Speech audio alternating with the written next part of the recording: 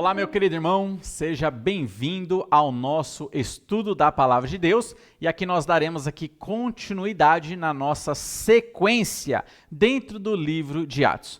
Para hoje, então, estudaremos aqui o versículo 12, 13 e 14. Nós salientaremos, então, estes versículos. Então, vamos lá, lendo cada um na sua ordem e tirando aqui algumas preciosidades, algumas lições para a nossa vida. Então, Atos, capítulo 1, 12, 13 e 14. O versículo 12 diz assim para nós: Então voltaram para Jerusalém, do monte chamado das Oliveiras, o qual está perto de Jerusalém, à distância do caminho de um sábado. Meus irmãos, após a morte, ressurreição e ascensão de Jesus Cristo, depois que esses discípulos levaram aquele chacoalhão dos dois anjos que apareceram para eles, falando, olha, acordem, parem de ficar parados, olhando para o céu, contemplando a subida de Cristo, que agora vocês têm muita coisa para fazer. O que eles fizeram? Esses galileus não voltaram para a Galileia. Perceba, eles estavam no Monte das Oliveiras, que ficava ali muito próximo de Jerusalém. Eles não voltaram para a Galileia, não fizeram uma trajetória, montaram a caravana, vamos voltar para a nossa terra, ali na região da Galileia, que ficava bem distante do Monte das Oliveiras, ficava lá para o norte de Israel. Não, eles foram para Jerusalém. Por que eles foram para Jerusalém? Porque isso foi uma ordem de Jesus Cristo, inclusive está aqui em Atos capítulo 1, foi uma ordem de Jesus, onde Jesus disse, não saiam de Jerusalém até que vocês recebam o poder do alto, até que vocês recebam o Espírito Santo. Então eles tinham que ficar em Jerusalém. E aqui, meus irmãos, nós vamos salientar aqui a obediência dos servos de Deus. A obediência desse povo que ouviu a palavra de Cristo e obedeceu e cumpriu. Fiquem em Jerusalém. Foi isso que eles fizeram. Ao saírem do Monte das Oliveiras, voltaram para Jerusalém e foram exatamente naquele cenáculo que eles estavam anteriormente, que foi ali preparado pelo período da Páscoa. Então foi ali que eles estavam naquela região, naquela casa, e foi para lá que eles voltaram e ficaram em Jerusalém. E aqui nós vamos salientar a obediência deles, que fica uma lição para nós.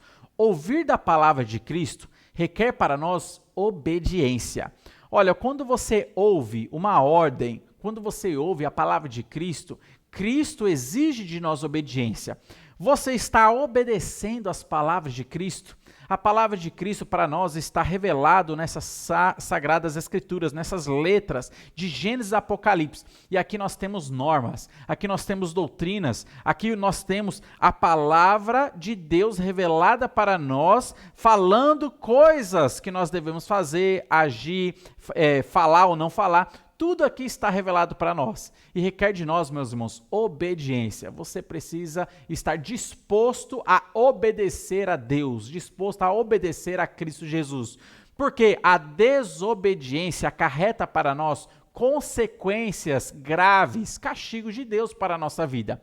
Lembra de Jonas, que ouviu o mandamento do Senhor? Vá para Nínive, vá pregar em Nínive. Jonas se dispôs não para obedecer, Jonas se dispôs para desobedecer a palavra de Deus. E com isso, consequências graves aconteceram na sua vida. Ele foi até engolido por um peixe e foi levado para Nínive, para a terra, num navio submarino. O peixe levou ele até lá para que ele pudesse pregar a palavra de Deus, cuspindo ou vomitando ele ali na terra. E ele teve que caminhar então até Nínive. Meus irmãos, o que Deus fala, nós devemos obedecer. É a palavra de Deus revelada para nós, assim como esses discípulos. Obedecer a palavra de Deus, voltando para Jerusalém. E o versículo 12 diz assim: Então voltaram para Jerusalém, do monte chamado das Oliveiras, o qual está perto de Jerusalém, à distância do caminho de um sábado. E o versículo 13: E entrando, subiram ao cenáculo onde habitavam Pedro e Tiago, João e André, Filipe e Tomé, Bartolomeu e Mateus, Tiago, filho de Alfeu, Simão, o Zelote e Judas de Tiago. Aqui, meus irmãos, eles voltaram para o cenáculo. Sabe o que é interessante? Que eles voltaram para o mesmo local que no passado eles tinham medo. Lembra que após a morte de Jesus Cristo, esses discípulos se trancaram no cenáculo, fecharam as portas, fecharam as janelas. Por quê? Porque estavam morrendo de medo dos judeus lá fora. Porque o pastor deles tinha morrido numa cruz. Agora era a questão de segundos deles também serem perseguidos e deles também serem mortos. Então eles ficaram com medo e trancaram as portas e trancaram as janelas daquele cenáculo. Até que, na ressurreição de Cristo, ele aparece naquele cenáculo, ele aparece naquela localidade, atravessando porta fechada, atravessando parede fechada, atravessando ali tudo, e ele entra naquele cenáculo e ele fala: paz seja convosco. Eles estavam voltando para o mesmo local que anteriormente eles estavam passando medo. Meus irmãos, isso fica uma lição e uma aplicação para nós. Deus nos chama para vencer os nossos medos. E às vezes, para vencer os nossos medos, nós precisamos retornar para o centro onde nós tínhamos medo. Deus nos chama para retornar para o centro do medo, para o foco, o objeto que nos dá medo. Às vezes acontece isso, para que nós sempre possamos vencer os nossos medos, para que nós possamos mostrar que o amor de Deus revelado para nós tira de nós todo o temor, tira de nós todo o medo.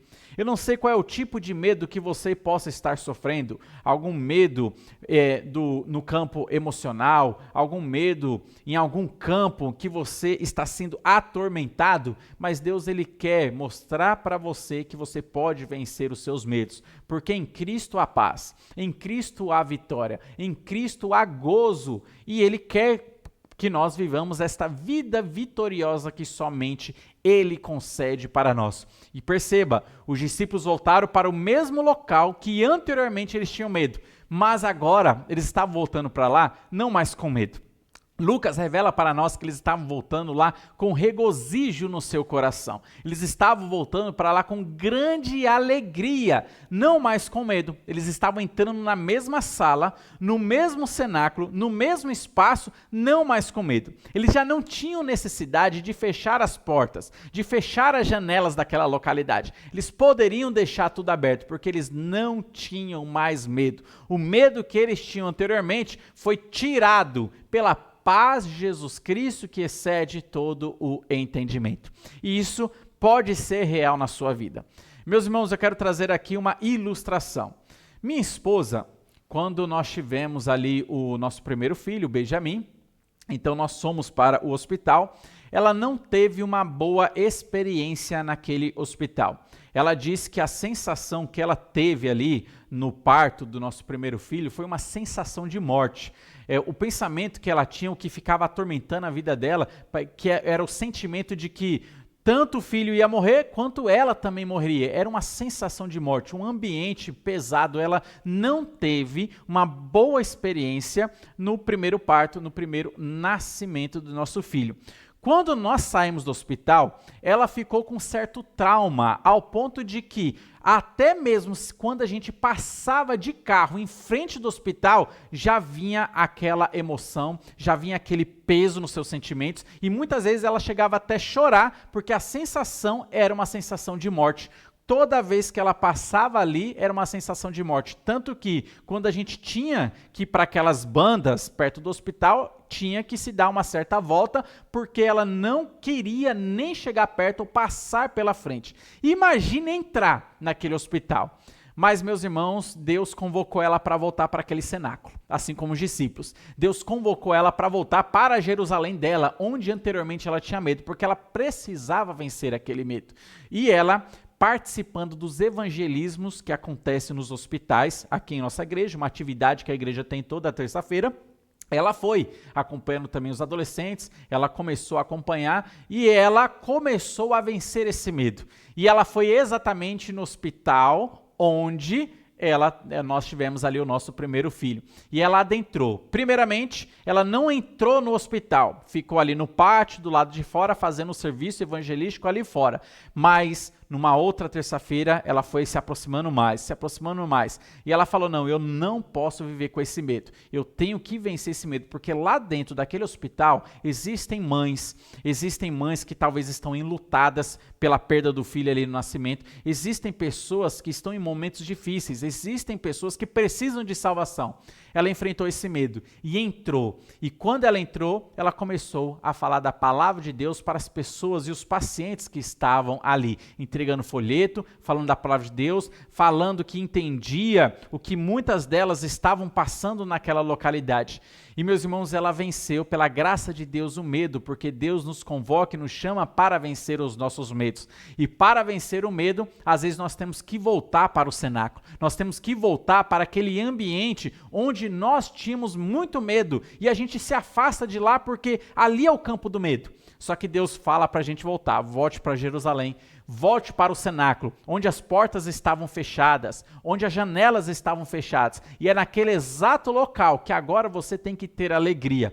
E ela voltou, vencendo aquele medo pela graça e pela misericórdia do Senhor. Eu não sei qual é o medo que você tem.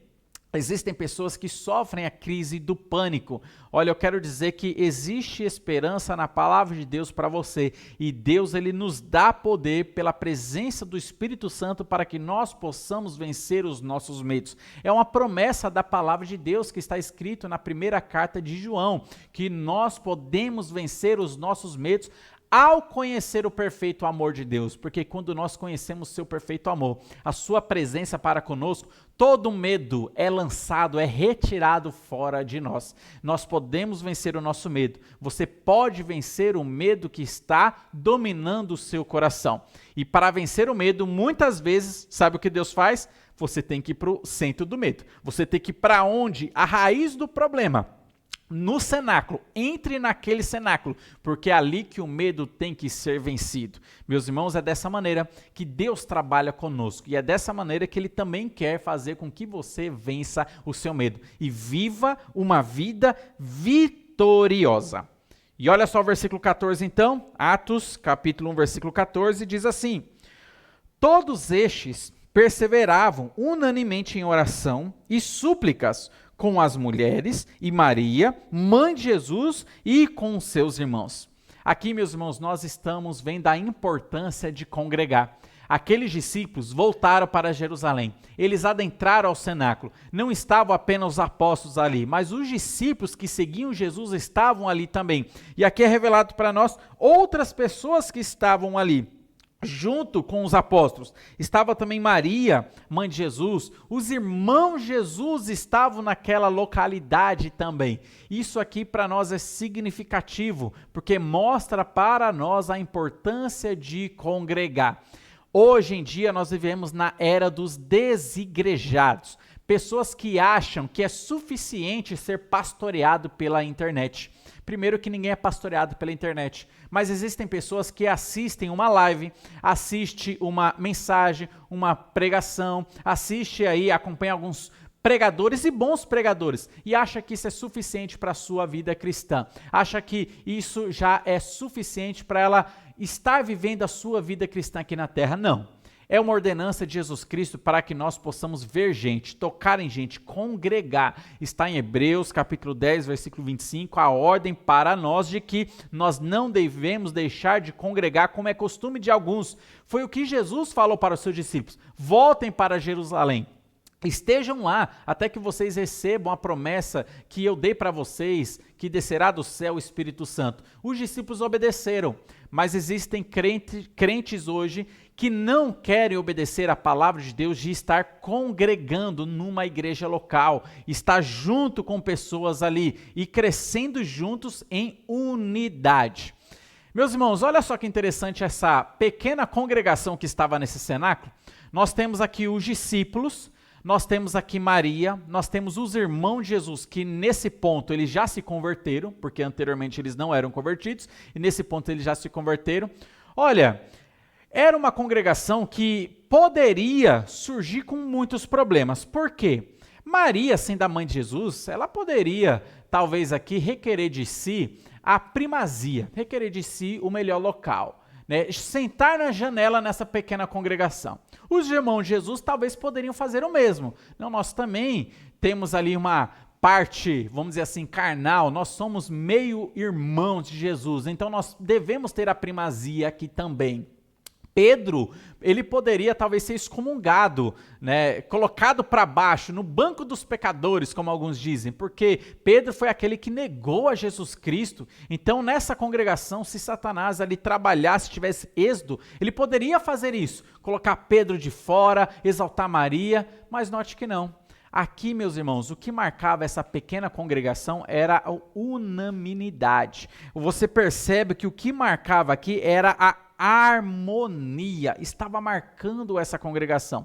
Ninguém era superior a ninguém. Ninguém estava discutindo aqui quem sentaria ao lado de Jesus Cristo. Não, ninguém estava discutindo isso. Quem teria direito à melhor cadeira. Não, todos eram iguais. Todos estavam aqui na única importância de adorar a Jesus Cristo. Perceba isso.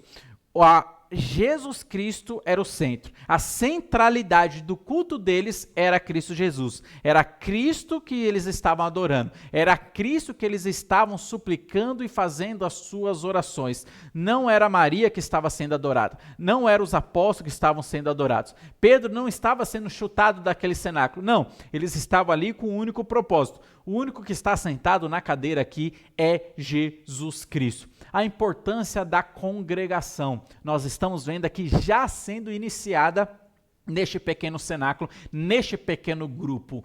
E, meus irmãos, uma outra lição interessante é que nós devemos orar pela nossa casa. Nós devemos orar e dobrar os joelhos pela nossa família, para que os nossos sejam convertidos. Olha, eu não desejo ter filhos que vá povoar o inferno. Não quero ter filhos que morram sem Cristo Jesus. A minha oração que eu já faço antecipadamente para Deus é que todos os filhos que Ele me der, se assim for do seu agrado, Ele me dar mais, que Ele me dê filhos que irão se converter. Porque eu não quero ter o desgosto, eu não quero ter a tristeza de saber que eu tenho um filho rebelde a Deus, que eu terei um filho rebelde ao Senhor que povoará o inferno. Não, eu já oro antecipadamente pela salvação de todos esses possíveis filhos que Deus ele pode me dar. Eu já oro pela salvação de Benjamim, já oro pela salvação de Ágata e nós já estamos trabalhando neste evangelismo para que eles possam tomar uma decisão ao lado de Cristo Jesus. É isso que nós devemos fazer, orar antecipadamente, já orar pela salvação dos nossos, da nossa casa, da nossa família, porque nós não queremos, meus irmãos, ter parentes nossos, filhos nossos, cônjuge que vá povoar o inferno, mas que nós possamos ter a grande alegria de dizer como Josué, eu e a minha casa servimos ao Senhor. Então nós devemos dobrar os nossos joelhos para orar pela salvação dos nossos, pela nossa casa. Porque o que é interessante salientar é que os irmãos de Jesus aqui, nós vemos eles já num estado de salvos, num estado de convertidos. Porque quando nós lemos João, por exemplo, capítulo 7, eu lerei aqui para vocês, vocês perceberão que eles, há alguns poucos anos atrás, não eram convertidos. Eles não eram convertidos. Quando Jesus começou seu ministério público, ele já tinha os seus 30 anos de idade. E os seus irmãos não criam nele. É dito para nós aqui em João 7, o versículo 5, por exemplo. Diz assim, porque nem mesmo seus irmãos criam nele. Os irmãos de Jesus que cresceram com Jesus não criam em Jesus Cristo. Eles só creram em Jesus Cristo, ao que parece, após a morte e ressurreição e ascensão de Cristo. Só após ali os irmãos de Jesus creram em Jesus Cristo. Então, nós não vemos ali relato dos seus irmãos acompanhando Jesus ali na sua morte, estando perto ali junto com Jesus Cristo. Nós vemos Maria, mas nós vemos esses irmãos convertidos após a ascensão de Jesus. Eles estavam reunidos naquele cenáculo. Houve salvação, houve conversão da casa de Jesus, da família de Maria. E, meus irmãos, essa é a lição que fica para nós, que nós possamos lutar pela salvação dos nossos, que nós possamos lutar e batalhar para que os nossos possam se converter a Cristo Jesus. Evidentemente, eu não posso trazer a salvação para os meus filhos. Filho meu já não nasce salvo automaticamente, mas eu posso trabalhar, eu posso orar, eu posso evangelizar, dar um bom testemunho, na esperança e expectativa que logo em breve todos eles se convertam a Jesus Cristo. Então nós não podemos desistir nessa batalha, porque enquanto eles estão vivos, enquanto eles estão respirando, ainda que talvez o seu filho, o seu pai, sua mãe esteja no mundo, afastado de Deus, vivendo e se alegrando nos prazeres do pecado, enquanto ele está vivo, existe a esperança de salvação, porque a graça de Deus pode alcançar a pessoa no mais profundo poço que ela esteja. A graça de Deus, ela não é curta. A graça de Deus é longânima e ela pode alcançar essas pessoas enquanto os olhos estão abertos, enquanto está respirando, enquanto tem vida. Existe esperança e existe possibilidade de salvação. Os irmãos de Jesus Cristo se converteram e nós devemos orar pelos nossos para que eles também possam se render a Jesus Cristo. Meus irmãos, são muitas lições que nós podemos tirar para a nossa vida em poucos versículos, e esta é a lição que nós ficamos aqui. Primeiro, a obediência. Nós devemos ser obedientes como os discípulos foram obedientes. Outra lição que nós podemos vencer os nossos medos, os medos que talvez estejam nos travando. Deus quer que nós vençamos ele porque Deus nos chamou para sermos vitoriosos. E a importância de congregar. Uma outra lição que nós vimos aqui, congregar e orar pela salvação dos nossos. Então nós ficaremos aqui. Pararemos aqui no versículo 14, nas nossas próximas lives, continuaremos aqui no capítulo 1, do versículo 15 em diante. Que Deus abençoe grandemente a sua vida. Caso tenha dúvidas, comentários para acrescentar nesse estudo, escreva aí que vai ser um prazer estar lendo esses comentários. Que Deus abençoe grandemente a sua vida e a vida de sua casa e toda a sua família.